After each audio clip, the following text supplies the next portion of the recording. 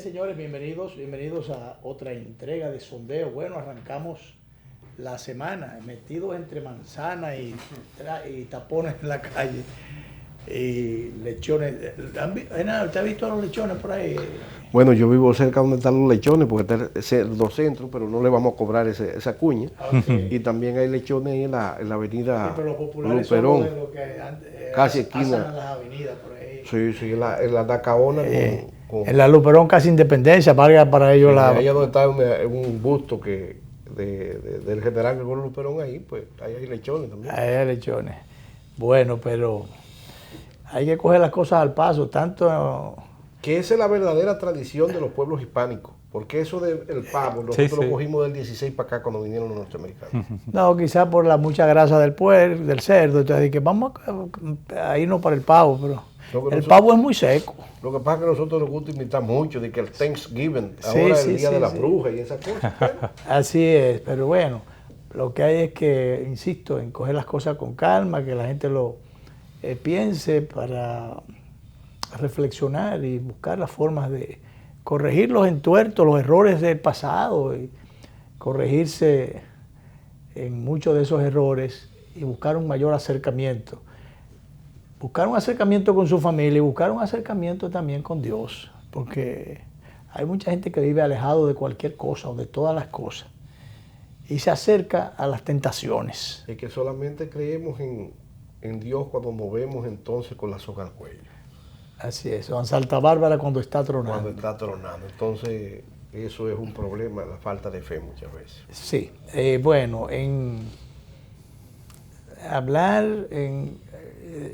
hablamos de las manzanas y tocamos los cerdos y pasamos por el pavo para acercarnos un poco al 24, que es mañana. Pero eso no significa que realmente los problemas nacionales hayan desaparecido de la realidad y de nuestras mentes y de nuestras preocupaciones. Con meterse solo en cualquier calle y taponarse uno y tener que echar para atrás cuando puede y buscar por otro sitio, ya uno se da cuenta que los problemas fundamentales del país siguen igualitos, están pendientes y que tampoco no es verdad que se van a resolver porque dentro de poco vayan a haber elecciones municipales, que los problemas de los ayuntamientos, de los vertederos que se están comiendo la salubridad del país, ni que los problemas de tránsito se van a resolver y los problemas de falta de agua, porque estamos acabando el agua. Hemos dañado la naturaleza. Precisamente admitió el director de INAPA que tenemos más de 120 millones, algo así, de galones de agua, menos de lo que consume la capital dominicana. Porque, aunque ha nacido más gente, hay más usuarios del servicio, sin embargo, hay también los depredadores que están totalmente agrediendo a la naturaleza y el clima se ha alterado, el microclima, la situación ambiental y bueno, esto es un círculo vicioso que sencillamente profundiza cada vez más los problemas y los humanos nos estamos autodestruyendo. La ambición, la desproporción en todo nos está llevando a esas cosas. Yo no sé qué pasará con los vivos, porque el problema es que los muertos después que se murieron ya. No, porque si llega a la casa de los muertos, pues ya no hay ni rico ni pobre, ni hay ni luchadores. Yo sí sé que debe ser tiempo para reflexionar en todas las direcciones, en las inversiones públicas, a quién llevemos como funcionario en un momento determinado, a quién llevemos como presidente, todas esas cosas. Aquí hay mucha gente que no sirve para nada. Entonces, hay que ver que ya por sus hechos los conoceréis. Y entonces hay también otros que tampoco han hecho ni tienen hechas, son también las expectativas. No se puede tirar sin paracaídas. Sí, me acuerda Lidio Duarte en su poema, cuando vayas a votar, en ese papelito tú estás poniendo tu honor y tu conciencia, y tú estás poniendo los recursos de tu estado en las manos, a veces menos indicados. O sea que también hay que reflexionar para tirar un voto. Así es, en sentido no sea general. Solamente una Chelsea, pero fundamentalmente, ya que se va a estar próximamente en elecciones, como se estuvo en el pasado muy reciente, señores, hay que ser serios, hay que garantizar la democracia es realmente respetar la voluntad popular y permitir que esa voluntad expresada por la mayoría sea reconocida. O sea, no se puede forzar el mingo hasta que se rompa la roca. Entonces, sencillamente contemos los votos, pero contémoslos bien. Que la gente se exprese como le dé la gana, pero contémosles bien. No les robemos la inteligencia a la gente, a los pueblos. Entonces yo creo que así saldremos todos ganando, en definitiva. Sea quien sea, pero que sea realmente el ganador, sea el que la expresión mayoritaria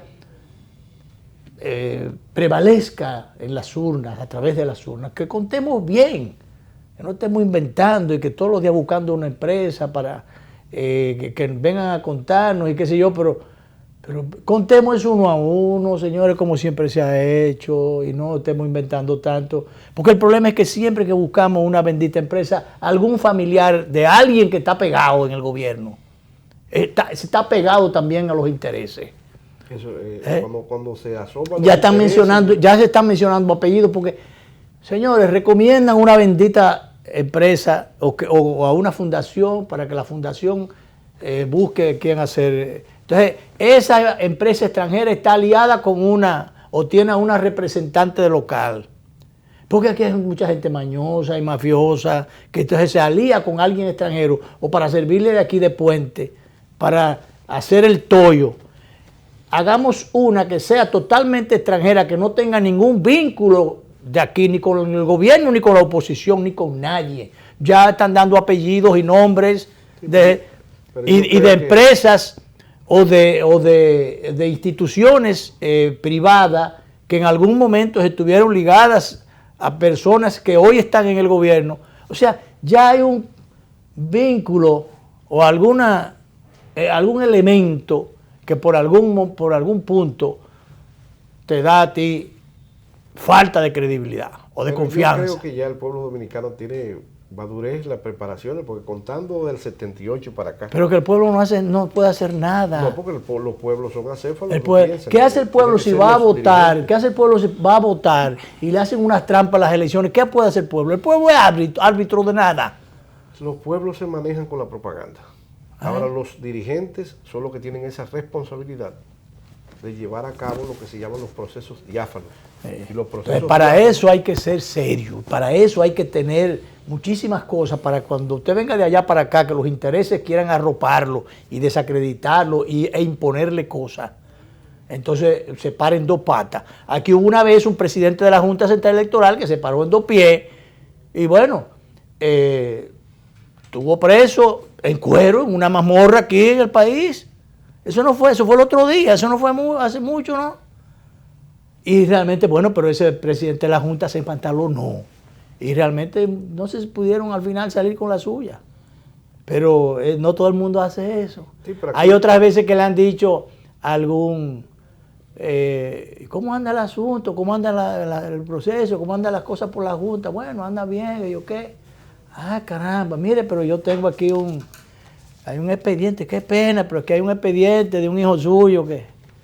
Usted no conoce esa historia. Ese es un chantaje vulgar y siempre utilizado. Eso ocurrió... pero mire, un expediente de un hijo suyo, en un asunto, unos paqueticos que le agarraron ahí en una lancha. Mire, yo no quisiera que usted tuviera problemas con su familia. Oye, pero eso es historia patria. Entonces, ese es el problema de este país. Reciente. No de ayer, pero es una historia no tan lejana. No fue allá, por allá atrás, hace mucho, ¿no? Pero bien, vamos a lo que vinimos. Pero las navidades van a refrescar los ánimos. Van a refrescar, ya el ambiente ha cambiado un poquito. Mire, nos despedimos el viernes hablando de refilón, porque nosotros no sabemos de eso, nos metemos en todo, y sobre todo en lo que no sabemos, pero bueno, tratando de salir por algún lado. Hablamos del tema eléctrico o energético a propósito del anuncio o de la posibilidad de que se vendiera, creo que un 49% de las acciones de Punta Catalina. Yo fui uno de los abanderados, de los defensores, sin ser bocina, uno de los defensores de ese proyecto. ¿Por qué? O sea, del proyecto como tal, de que bueno, el Estado se empantalonó y va finalmente a embarcarse en un proyecto para tratar de descentralizarse o desprenderse un poco de los generadores privados que desde hace muchísimo tiempo vienen arrodillando a los gobiernos, arrodillando al Estado, porque sencillamente le ponen un precio a su servicio o a lo poco que aportan, porque a veces aunque la planta esté apagada hay que pagar. Y entonces le decía, bueno, usted gobierno o nos paga o le apagamos, y a cada rato le apagaban el país. Cuando es un servicio de carácter estratégico. Estratégico para el funcionamiento del Estado dominicano. Entonces como chantaje apagaban, entonces bueno, había que buscar unos cuartos huyendo y era el problema de nunca acabar. Entonces bueno, desde ese punto de vista, uno veía lo que tiene el Estado que hacer es hacer las obras, las inversiones que tiene que hacer para que no se deje chantajear y para que pueda respetar y hacerse respetar, o hacerse respetar sobre todo. Y vimos desde ese punto de vista bien.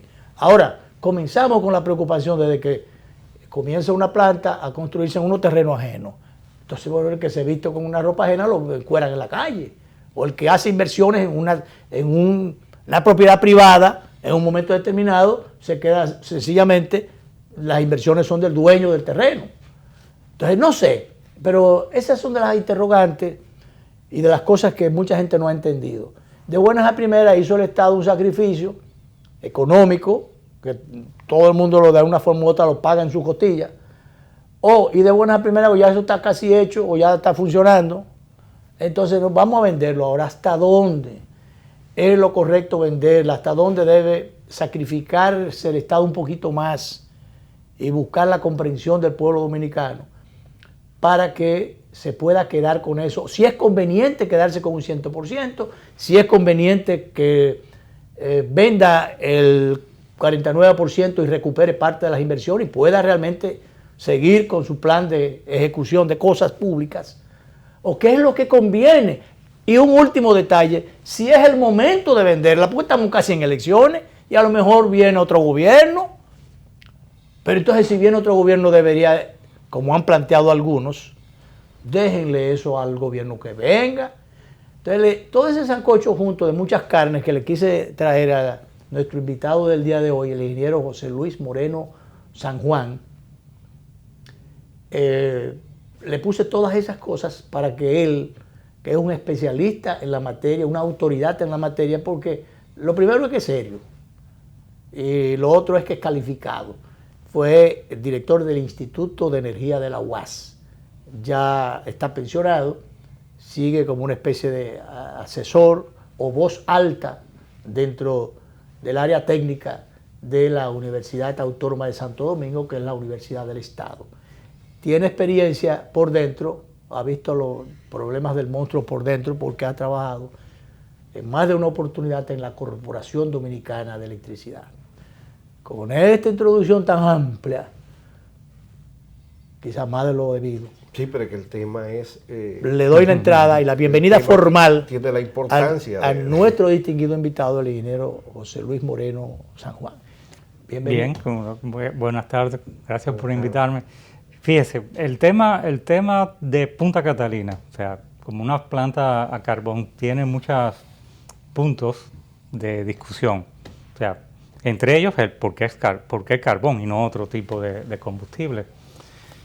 Y tenemos que remontarnos un poco a lo que es la planificación de un sector eléctrico que en los años 80 se había comenzado ya con el tema de plantas a carbón en el país. En aquel entonces eran plantas duales, carbón con búnker C o fuel oil número 6, entonces eran plantas duales de dos combustibles, por el tema de que a veces el precio de un combustible y del otro favorecía más el uso de carbón o del fuel número 6. En aquel momento se planearon en el punto de Jaina, ahí en Itabo, 4 plantas de carbón y 2 en Arroyo Barril, y habían 2 más programadas también. En total eran 8, pero 6 eran las que ya tenían hasta ubicación específica. Lamentablemente en los años 80 se cayó esa planificación y nada más que se construyó una antes del 86 y la otra posterior al año 1986 con bastante retraso, que fue el Itabo 2. Las otras 4 no se llegaron a construir. De ahí vino entonces ya el tema de los productores privados de energía, el tema de los contratos, que comenzaron siendo onerosos y a veces totalmente descabellados los precios de esos contratos, y por ahí seguimos a la capitalización. Y la capitalización lo que pretendía simplemente era aportar capital a la CDE para en el área de generación. Que los inversionistas invirtieran una suma similar. Y que eso no se hizo y que además hubo una distorsión de la... Sí, una suma similar a lo que valía el patrimonio. Ajá. Lo primero que se hizo fue subvaluar el patrimonio. Subvaluar. Para que hacer atractivo a la inversión privada ese patrimonio. O sea, pero ni aún así se consiguió. Se subvaluó el patrimonio de la GEDE a 1/3 y algo parecido al de la generación. Y bueno, ahí vino entonces el problema de que el aporte de capital que se hizo para la distribución fue tan pírrico que el dinero se acabó en un año. Y entonces a partir de ahí, problema. Pero eso era lo que todos los que más o menos conocían un poco el tema del sistema eléctrico dominicano lo sabían. Tal vez los que no lo sabían eran los que más hablaban en esa época de que eso iba a ser la maravilla del siglo. Pero bueno. ¿Quién era administrador en ese tiempo? ¿Radamés Segura o Temístocles Montaz? Primero, Temístocles Montaz, que fue el que comenzó con el tema de desmontar.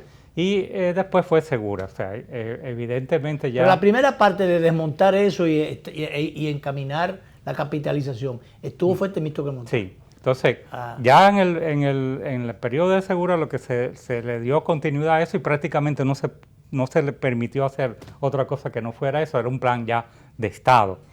Recuérdense que hubo un diálogo nacional que terminó en el 97 y que el tema eléctrico se envió a una comisión porque se consideró la primera vez que hoy es un tema complejo, porque ahora se usa mucho en el sector público y en el sector de la justicia, pero ahí fue la primera vez que yo oí ese término, es un tema complejo y se va a comisión. Y se fue a comisión, en esa comisión 14 personas, yo era miembro de esa comisión representando a la UAS en ese momento, y se estuvo en la Casa del Diálogo que la coordinaba Nelson Lamar Borrejo durante casi 8 meses tratando sobre ese tema. Se envió una carta al presidente de la República recomendándole que se hiciera algo diferente, pero ya había unos planes. Y como diferente a los planes que se estaban haciendo de la capitalización tal cual se había programado y que se hiciera por etapas. Que primero se tratara el tema de las distribuidoras y después el tema de la generación, porque si la generación estaba mal en ese momento era porque los recursos no alcanzaban para poder hacer los mantenimientos, porque todos se iban en el barril sin fondo de la distribución. Si usted vende algo y no lo cobra, entonces ¿cómo puede ser ese negocio rentable? Es lógico. O sea que de ahí que viene lo que se llama las EDE. Sí, la empresa de distribución y también la Eje Jaina y Eje Itabo y la empresa Hidro y la empresa de transmisión. Eso fue lo que resultó de la capitalización. Bueno, seguimos después de eso. Y al principio... ¿Pero se mantuvo la representación de la UAS o no, por si acaso no...? No, la UAS estuvo en el diálogo nacional y en esa comisión del diálogo y después ya no estuvo. Eso es lo que iba a decir, entonces, lo excluyeron. Sí, entonces, de alguna manera u otra sí dimos muchas opiniones sobre el tema de la capitalización en diferentes oportunidades, cuando se nos brindó la oportunidad de hacerlo. ¿Tomaron en cuenta las recomendaciones del Instituto de Energía de la UAS en ese momento? En muchas cosas no, la mayoría no. Incluso posteriormente a eso, se le planteó hacer una reingeniería del Sistema Eléctrico Nacional, eso fue en el 2004, y se planteaban ahí una serie de temas, con el caso de las EDES y también con el caso de la generación. Vino después el tema de posible otra vez ir con plantas de carbón del año 2005 como hasta el 2008, y eso no se pudo hacer tampoco. Hubo incluso una licitación. Volver con las plantas de carbón, a pesar de que ya eso se estaba desestimando. No, eso fue posterior a eso. De hecho, para el 2010, 2011, 2012, en el mundo se estaban instalando una cantidad enorme de plantas a carbón, sobre todo en la China y en la India, que de hecho casi todo el problema ambiental de los últimos 15 o 20 años se debe a ese incremento masivo de generación en base a carbón tanto en China como en la India. Y la República Dominicana tuvo un plan que incluía 2.200 megavatios a carbón, que no se dio. Vino entonces... Pero hubo inversiones. No, hubo ofertas, pero realmente no se llegaron a cerrar por asuntos que tuvieron que ver también con la República Dominicana. Y las plantas aquellas que estaban, que se pagaba, pero para que no se prendieran, porque era más costoso si se prendían. Bueno, ese es el caso de la compañía eléctrica de San Pedro de Macorís, que todo el mundo conoce como Coyentri. Evidentemente, o sea que eso en términos aproximados, unos 5 millones de dólares mensuales. ¿Esas son de gasoil? Esas son de gasoil, ciclo combinado, que ahora se van a convertir a gas natural, pero eso estaba desde el 2005 tratándose. En planes y no se hacía. Y ahora es que se va a hacer. ¿No es muy costosa el cambio? En ese caso no, porque ir a gas natural es mucho más barato que seguir con el diésel o gasoil, como normalmente la gente lo conoce. Y realmente el Estado ha gastado una cantidad enorme de dinero, o sea, casi 900 millones de dólares, para simplemente mantener eso ahí. Y sin producir nada. Sin producir, bueno, en algunas ocasiones y siempre, nunca a plena capacidad, porque también no le conviene producir a plena capacidad, porque hay una compensación por uso de combustible, que si la planta está a 2/3 o a 1/3, compensa mucho más que si está a plena capacidad. Entonces, eso todo el mundo lo sabe a nivel técnico, pero todo el mundo mira para el otro lado o no se involucra en eso, a pesar de que hay muchos informes sobre el tema de la compensación. Pero eso de hacerse el sordo, o el ¿cómo se llama? El ciego, o el sueco, es por intereses, ¿verdad? Eso no es gratuito. Evidentemente que hay temas que prácticamente no se tratan, se dejan a un lado. Entonces, evidentemente vino al final entre el año 2010-2011, hubo una licitación para unas plantas de gas natural en Pepillo Salcedo, Manzanillo, que ahí había también un espacio reservado para plantas a carbón, de aquellas que yo que les mencioné, que en total eran 2.200 megavatios, pero que había 1.200 que se estuvieron negociando entre el año 2005 y el 2008. Y hubo una oferta de instalar ahí 900 megavatios con ciclo combinado gas natural, o sea, hasta donde tengo entendido ese proyecto no se pudo dar porque el gas natural nunca apareció, era un suplidor confiable y estable. Y después vino entonces el tema de la planta de carbón, que el gobierno iba a invertir en generación, y la opción que utilizó fue planta de carbón. Como usted decía, nosotros también apoyamos eso en sus inicios.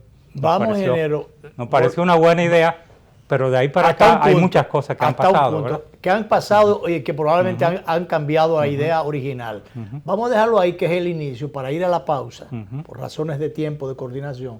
Entonces ya volvemos, realmente ya estamos llegando a Punta Catalina. Entonces ahí vamos a ver de ahí qué cosas, qué prendiones, o qué corrientazos o apagones. ¿Qué es lo que el dolor que más duele es el último? Y en este los dolores, como que. Bueno, vamos a la pausa.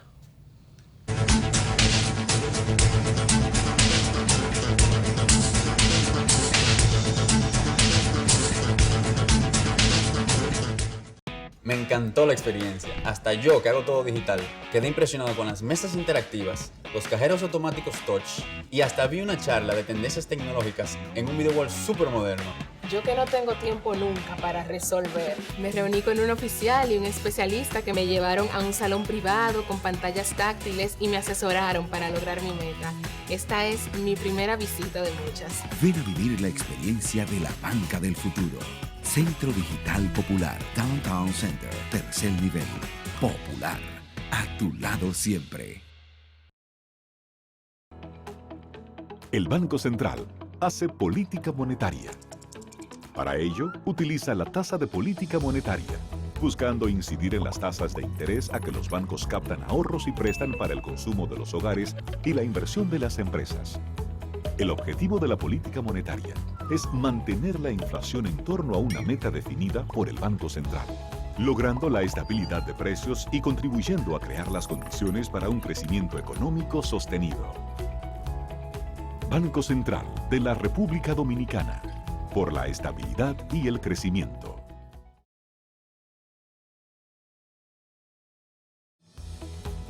El Banco Central regula el sistema financiero, diseña y propone a la Junta Monetaria las normativas necesarias para el funcionamiento eficiente del sistema financiero, contribuyendo con la estabilidad y el crecimiento de la economía.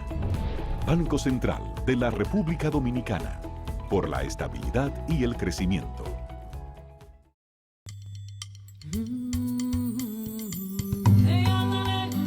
La patria nos llama y eres parte importante de las elecciones 2020 de la República Dominicana.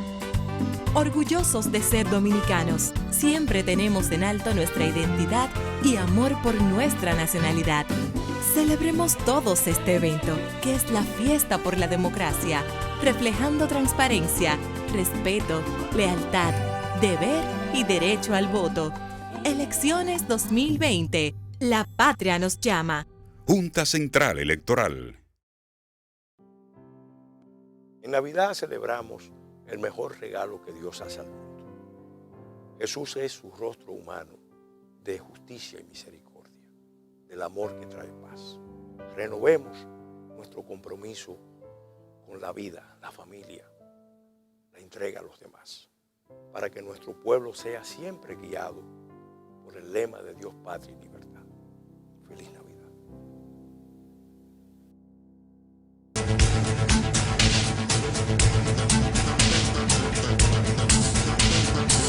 Bueno, seguimos nuestra conversación esta tarde con el ingeniero José Luis Moreno, expresidente del Instituto de Energía de la UAS y un especialista en el tema energético, que sigue siendo uno de los dolores de cabeza del país, porque ya tenemos la planta, el proyecto de Punta Catalina. Es una realidad. La panacea que se vendió todavía no se ha podido cumplir porque no está operando a plena capacidad y porque por demás se ha estado ahora anunciando que se va a vender un 49% de las acciones. Ahí es donde queremos caer. ¿Debe el Estado seguir sacrificándose o sacrificando al pueblo, asumiendo los costos y todas las otras cosas, pero también los beneficios? Entonces, ¿es conveniente salir de una parte de eso para recuperar parte de la inversión, que ha sido mucha? ¿O qué es más conveniente? ¿Qué es lo que procede en este momento? ¿Venderla, quedarse con todo? ¿O qué opinión tiene el ingeniero? Bien, en principio, cuando comenzó el tema de que el Estado invirtiese en el área de generación, entendíamos que es una posición correcta, sobre todo por el gran manipulación que había con las inversiones en el sector de la generación y unos precios muy altos en los contratos y también en tipos de plantas que se habían estado instalando, o sea, que eran plantas para llegar rápido, pero con costos elevados. Por lo tanto, era importante impactar en el área de la generación para que, de alguna manera u otra, los precios llegaran a ser cercanos a los que se aspiraban, que desde el principio andaban entre 7 y 8 centavos de dólar. Asequible al consumidor. En primer lugar, para que las redes no tuviesen que comprar a esos precios tan altos de 14 o 16 centavos de dólar por kilovatio, ahora pasar a 7 o 8 centavos. Y como eso es lo que se conoce como el costo de abastecimiento de las redes o el precio medio de compra de las redes, de alguna manera también iba a disminuir los fondos que tiene que dar el Estado para mantener el equilibrio en el sector eléctrico. En otras palabras, que las empresas distribuidoras le puedan pagar a los generadores. porque si no, apagan, como bien en algún momento se decía. Ahora, el asunto está en todo lo que ha pasado a partir de ese momento, por allá por el 2012, 14, entre el 2012 y el 2014, hasta llegar ya a lo que es la planta en sí, la central en sí, con 2 unidades, que primero se habían dicho que eran de 720 megavatios netos y ahora después se subió a 260 megavatios netos, netos no, brutos. Y en eso que estamos, tenemos dos unidades, 2 plantas, que producen aproximadamente 360 megavatios cada una, y la 1 está en línea, casi de manera regular, y la 2 está en prueba, o sea que ha llegado a valores que son cercanos a los 260 megavatios, y hace 2 semanas atrás estaba por los 90 o 100 megavatios, está en prueba. Posiblemente de aquí a febrero esté igual que la otra en línea, más o menos de manera permanente. La carbón en sí ha tenido un impacto sobre lo que es el precio medio de compra de las sedes. Ha tenido un impacto. Sí, un impacto positivo porque anda aproximadamente en 10 centavos de dólar el kilovatio hora cuando están las plantas. Una de las plantas funcionando, con las 2 debe bajar algo más de ahí. Y, ¿En el costo te dice? En el costo. En el costo, o sea, en lo que es el precio medio de compra de la sede. Y de hecho también se permitió que una licitación que se hizo de compra de energía, por primera vez se dieran unos precios cercanos a los 8 centavos. Toda esa parte es positiva. Lo que no está muy claro es el tema de lo que se habló, por ejemplo, el ministro de Hacienda habló sobre esto y estuvo dando detalles, es lo que salió en la prensa, básicamente lo único que se sabe a ciencia cierta, del valor. O sea, se está admitiendo que esa planta ya se han invertido 2.350 millones de dólares. O sea, que no tuvo presupuestado, el presupuesto nunca se hizo para esa planta. Sí. Él estaba no, fijado en 1900. No está claro lo que ha costado eso. Por eso, pero parece que hay una serie de otros valores que se están agregando ahí. Eran 1.945 millones, que ya nos parecía un tanto elevado a nosotros. Nosotros hicimos un primer análisis en la UAS y nos daba unos 1.500 millones de dólares de la inversión que se necesitaba para una planta de esa característica. Después, en algún momento dijimos, bueno, puede ser unos 200 millones de dólares más, por los niveles de emisión a que se iban a llegar, que eran menores a los que nosotros habíamos. Según la información que usted ha tenido, ¿hasta cuánto más o menos se gastaron? No, pero se decía que también la empresa estaba reclamando 750 sí, pero bueno, millones. eso que lo reclame Odebrecht es una cosa que realmente tal vez no tenga ningún resultado en la práctica. Pero eso no está en el contrato, la posibilidad de que pudieran subir. No, de hecho no. Si usted tiene un EPC, se supone que usted... ¿Y de dónde sacan ellos eso? Bueno, eso de obras adicionales que se hicieron, pero para que esas obras adicionales tuviesen algún tipo de valor... Adicionales que no estaban en el contrato. Sí, tendría que haber sido autorizadas y aparentemente no han sido autorizadas, pero sí se está diciendo ahora que son 2.350, ya estamos hablando posiblemente de unos 400 millones de dólares adicionales sobre 1950. Y entonces el otro tema que no se entiende bien es que se está hablando de un capital de aporte de capital para la sede, reconocerles cerca de 700 millones y 5 millones para Fomper, y entonces lo demás es una deuda que se asume con Hacienda. O sea que la empresa esa de Central Térmica Carbón de Punta Catalina, una empresa de generación nueva, va a vamos a decir, salir a la luz pública con una deuda de cerca de 1.600, 1.700 millones de dólares. Aparte del costo de inversión. Aparte de lo que se está reconociendo de capital. O sea, se reconoce un capital pequeño, de aporte de capital, y una deuda grande con Hacienda. Entonces, evidentemente que si se deja como una empresa pública, del 100% del Estado, eso sería una deuda pública. Y si se hace una empresa mixta, entonces, dependiendo de cómo se maneje eso entonces podría ser una deuda privada, o sea, siempre y cuando que el que aporte del sector privado sea el que asuma la deuda como tal. O sea. Y hasta donde usted tiene conocimiento, ingeniero, usted usted es un técnico, pero estuvo envuelto en el proyecto, siempre se visualizó de que el sector privado fuera codueño en esa... Mire, no, pero yo en el proyecto estoy involucrado desde afuera, porque yo realmente lo que conozco del proyecto es lo que sale. Pero eso se previó. Pero no, fíjese qué pasó. Recuérdense que esa planta iba a construirse con fondos de préstamos internacionales, como siempre se hace. Usted, cuando va a hacer cualquier empresa, rara vez el empresario pone de su bolsillo el 100% de lo que vale la nueva empresa que vaya, o el nuevo emprendimiento que vaya a hacer. Ingeniero, perdóneme, pero fue correcto de que el Estado intentó eso, salió inclusive primero ofertó localmente, salió a buscar recursos internacionales y el sector privado salió también para boicotear que el Estado consiguiera esos recursos. Y después de ahí tuvo el Estado que encargarse con recursos propios. Más o menos pasó eso, pero no solamente el sector privado, sino muchos ambientalistas. Que tienen mucha fuerza en la Unión Europea, dominado por ambientalistas también, aunque realmente la Unión Europea estaban boicoteando eso. Sí, estaban boicoteando y bueno, vino en el caso del gobierno de Obama una política de bajar los niveles de emisiones permitidos por las plantas, prácticamente para descartar que una planta de carbón pudiese entrar en línea en los Estados Unidos.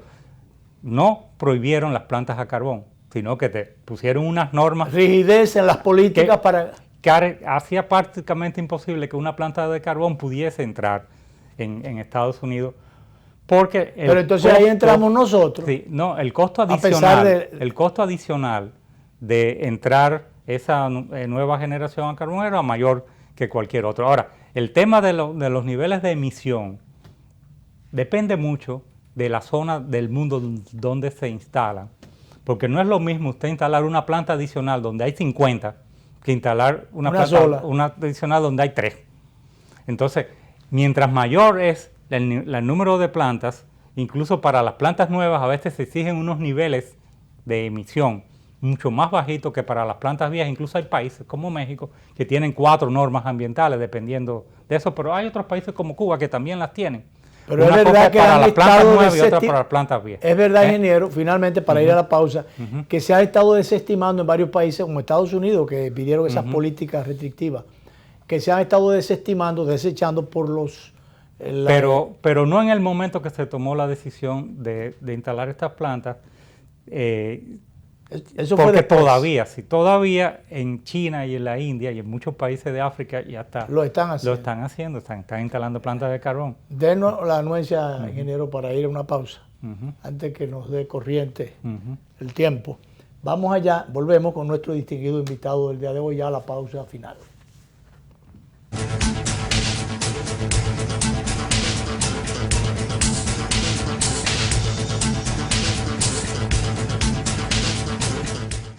Impresionante. Yo siempre hacía todo en la sucursal tradicional y en esta aprendí que puedo hacer muchas cosas desde mi casa.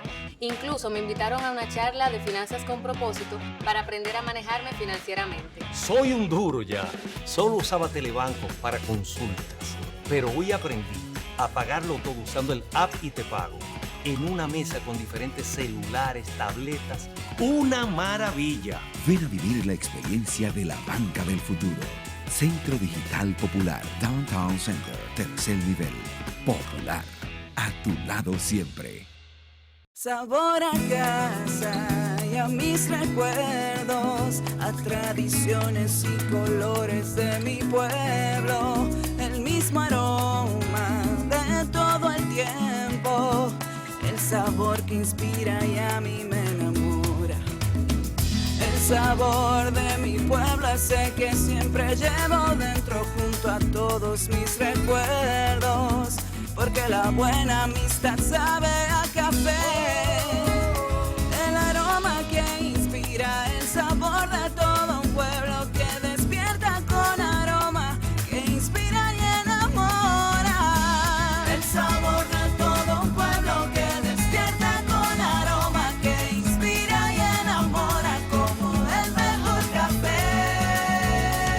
Santo Domingo. Sabor que empiece en el aroma. Tu café de siempre.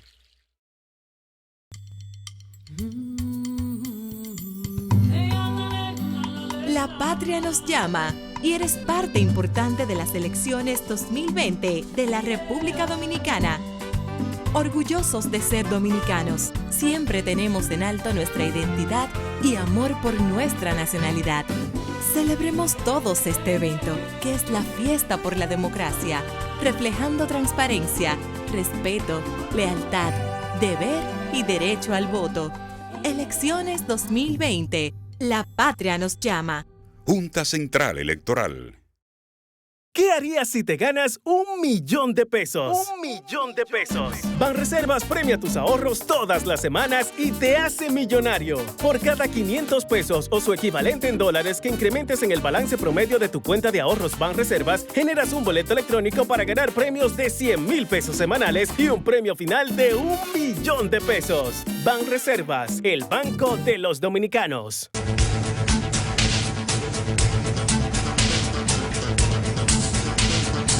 Bien, seguimos nuestra conversación esta tarde interesante con el ingeniero José Luis Moreno San Juan, que nos ilustra sobre un tema tan sensible como el tema energético, después de un país que ha sufrido tantas calamidades y contrariedades en esa dirección, y que gobierno tras gobierno, la promesa, incluso la promesa electoral era de que eso lo vamos a resolver.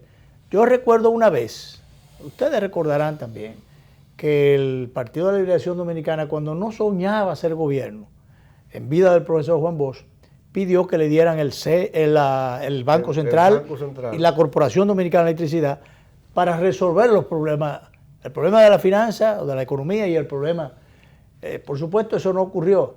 Vino el PLD al gobierno, pero el tema sigue por resolverse. Vino el PRD al gobierno, no ha resuelto nada.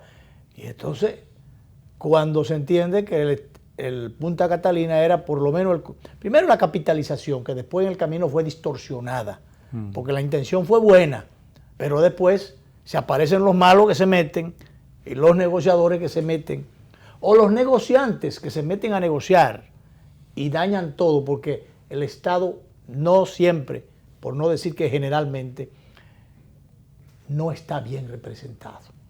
Y entonces mete a negociantes allí a negociar.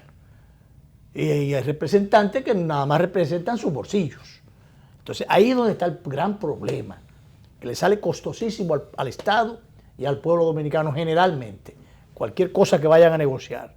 Ese es el problema. Yo no sé dónde van a buscar negociadores porque los locales no garantizan las buenas negociaciones para el pueblo y para el país, para el pueblo y para el Estado dominicano. Pero bien, ingeniero, realmente, ¿qué hacer entonces al día de hoy con Punta Catalina? ¿Es correcta la venta de una parte? El tema, lo que justifica, ¿y es correcto el momento para tomar la decisión? Lo que justifica salir a tratar de buscar recursos es que no se pudieron conseguir los préstamos. Eso parece lógico, ¿verdad? Eso incluso en el malogrado pacto eléctrico se trató ese tema. En los grupos sociales, incluso la misma UAS también estuvo apoyando una idea de ese tipo. No se debatió y simplemente se vetó, porque los que eran actores podían vetar temas que no le convenían. Sí. Y lo vetó el área de la generación, fundamentalmente. Y ya era una decisión de Estado y el Estado salió... Entonces, ¿qué pasa? El asunto es que lo que se planteaba ahí era, vamos a hacer una auditoría del valor real de esa obra, y entonces en función de eso vamos a crear una empresa y vamos entonces a tratar de si se tienen que vender acciones, vender acciones de esa empresa. Recordemos que la idea inicial era tener una empresa que pudiera servir de contrapeso. Por lo tanto, si usted va a vender una parte de las acciones, usted tiene que quedarse con la mayor parte para usted poder decidir en el consejo directivo de esa empresa y realmente mantener el objetivo básico, que es transparencia en los precios de la generación, y no simplemente que se especule también otra vez con los precios de la generación. Por lo tanto, si el valor de la empresa no está muy claro, tampoco se puede hacer una buena vamos a decir, oferta de compra de acciones. ¿Y no está claro el precio todavía? No, yo entiendo que debe de hacerse una auditoría. O sea, el otro tema es, vamos al esquema que planteó, que está Ojalá planteando. que esa auditoría no sea como la de la Junta. Sí, vamos al esquema que planteó el mismo Ministerio de Hacienda, que es la declaraciones más completas que yo he visto. Hay una parte que se considera que son acciones y hay otra parte que se considera que es una deuda que tienen con Hacienda, con el gobierno. Perfecto. Pero entonces usted está haciendo algo parecido a lo que se hizo cuando la capitalización de la CDES, que es, bueno, subvaluar el valor de las acciones para que pueda haber un comprador interesado, porque si pone muy alto el valor, pues entonces no aparece ningún comprador. Estado porque con dinero prestado. Pero el tema es que si se considera que se va a asumir la deuda, no se pierde nada.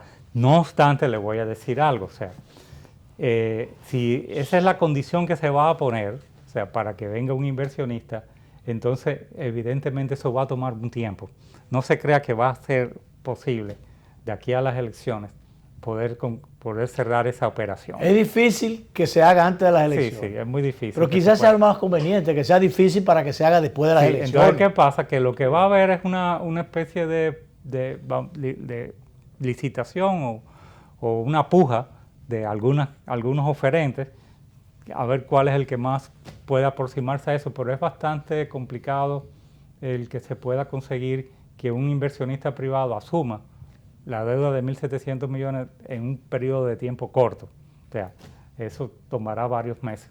Tantos meses. ¿Qué usted preferiría, un inversionista local o un inversionista...? No, yo prefiero un inversionista que no esté comprometido con lo que yo siempre he dicho, vamos a decir, la alianza estratégica de una serie de empresarios. Sí, la alianza mafiosa sí, que simplemente tranca el juego claro, de una competencia sana. Exacto, no habría una competencia sana y entonces finalmente... Y por eso dicen, tenemos generación, pero no dicen a qué precio. Exacto. Bueno, ¿por qué no venden a 8? Porque incluso muchas... Porque eso es estratégico, mantener un precio bajo. Sí. La meta, por lo menos en estos momentos, es que los valores no pasen de 8 centavos. Se ha logrado con Punta Catalina ya, el solo hecho de que está prendida, que está ahí, se ha logrado bajar a 7 y 8 como se había prometido. Sí, se ha logrado bajar entre 4 y 6 centavos de dólar el kilovatio. No 7 y 8, sino 4 y 6. Sí, entre 4 y 6 valores por peso, centavos de dólar por kilovatio, porque se ha logrado bajar. Recuérdense que también el precio de los combustibles bajó, después subió, pero ha bajado con relación al que había de referencia hace unos años atrás. Entonces, evidentemente que eso da una expectativa de reducción de costos para la GED entre 200 y 250 millones de dólares al año, que es bastante interesante si tú te pones a ver que las empresas distribuidoras son del Estado y esta planta también hasta ahora es del Estado, por lo tanto el Estado se va a ahorrar esa cantidad de dinero. Y en el orden de que se ha construido el Estado, el Estado como ente jurídico, se ha construido en un terreno privado. Bueno, eso sí es un tema que la comisión que se nombró... No daría, por ejemplo, dentro de la cláusula de que en caso ellos vayan a vender, no le van a dar preferencia. No dice eso. No establece eso. Porque ha habido versiones de que los dueños de los terrenos estarían detrás de... El contrato en FETEUSI, que da un periodo de arrendamiento de 50 años con 50 años más de prórroga, no establece nada de eso. O sea que es simplemente un contrato de arrendamiento. Lo que pasa es que es atípico, porque lo que se tiene que hacer en el caso dominicano, y lo que es la práctica declarar la utilidad pública. Declararlo de utilidad pública porque era una obra pública. Una justa compensación, entonces, pero no dejarlo abierto. Entonces, ¿qué pasa? Que ahí eso es lo que hubiese realmente más transparente. Era más correcto y como parte de esa transparencia que se le pagara, declarara de utilidad pública y se comprara y no que se arriende a 50 años. Y total, lo que estamos hablando de un monto pírrico pueden ser 8 millones, 9 millones de dólares, 10 millones de dólares, con relación a lo que cuesta la obra, ¿verdad? Que ya va. Y los riesgos de que los dueños del terreno sigan con el asunto sin resolver, más bien No, porque con el contrato de arrendamiento que se tiene, eso no, ellos no tienen ningún derecho a reclamar nada mientras se le pague lo que está establecido en el contrato. Lo que pasa es que eso es atípico. Nosotros no podemos hacer... ¿Usted tiene el dato de cuánto es el contrato mensual? No, exactamente no lo tengo, ¿no? Pero eso está colgado en una página ahí del gobierno y cualquiera lo puede chequear, pero yo ahora mismo no tengo, no es un valor tampoco tan oneroso. Pero sin embargo... O sea, el Estado pudo asumir eso. Sin embargo, lo que sí no es normal... Perdón, pudo haberlo asumido si lo declaraba previamente como parte de las potestades del Estado. Lo que pasa es que lo que debió hacerse es declarar de utilidad pública ese terreno y negociar un precio con los dueños, que es lo que se acostumbra a hacer con todo el mundo. No puede haber privilegios de una cosa con uno y una cosa con otro. Entonces, no es justificable, por más bondades que se le dé al contrato, que puede que las tenga, pero evidentemente no es lo que se acostumbra a hacer, y por ahí entonces comienzan todas las sospechas y todas las cosas, y nosotros vivimos en un Y hay muchas sospechas. El hecho mismo de construir el puerto en las condiciones que que no es un puerto carbonero, es un puerto multiuso. Exacto. Que puede ser usado para otras cosas. Nosotros lo que planteábamos en la UAS era... Eso mueve sospecha que sea multiuso. Que ese puerto fuera un puerto general, de uso general, y que nada más que se le cargara a la central Punta Catalina las facilidades de la descarga de carbón, con lo que se disminuía la inversión. Lo otro se asumía como un puerto cualquiera. Los puertos son públicos, ¿verdad? Que debió ser rentable para el Estado, incluso. Pero no se hizo con eso. Pero debió hacerse. Porque hay sus sospechas ahí de que, bueno, ese puerto sería en algún momento para traspasarlo. Es el muelle más largo, yo creo que del área del Caribe. 3 kilómetros y... 1.6 kilómetros. 1.6. Que es muchísimo. Al principio lo he recorrido se dijo 600 metros. 600 metros era al principio. Sí. Pero después no le dio el calado y tuvieron que irse por allá, porque parece que los estudios que se hicieron de la zona costera no fueron muy buenos, ni tampoco de los terrenos. Pero ya está ahí, ya está hecho. Y está ahí la planta, y se tuvo que hacer muchísimas maravillas para poder adecuar ese terreno impropio para esa planta. Es una obra maravillosa en todos los sentidos. Sí, porque el terreno era malísimo para hacer esa obra. Bien, ingeniero, el tiempo es el que manda, como dicen. Gracias por acompañarnos en un día tan especial como este, víspera de Nochebuena. Y agradecemos realmente lo que vale su esfuerzo y sobre todo su experiencia y sus recomendaciones técnicas para un proyecto tan importante como este. Todavía seguimos creyendo en que fue una buena iniciativa. Lo que hay que corregir las cosas que están... Sí, lo que hay es encaminarla bien. Encaminarla bien. Pues bien, ingeniero, gracias por estar con nosotros. Vamos a repetir este programa, esta conversación a la 1 a 2 de la madrugada, a esa hora, por los canales 22 y 52 de Teleimpacto. Y cualquiera de estos días cimarrones volvemos entonces a hablar de electricidad, pero ya por vía de la grabación. Gracias, ingeniero. Nos vamos, nos vemos.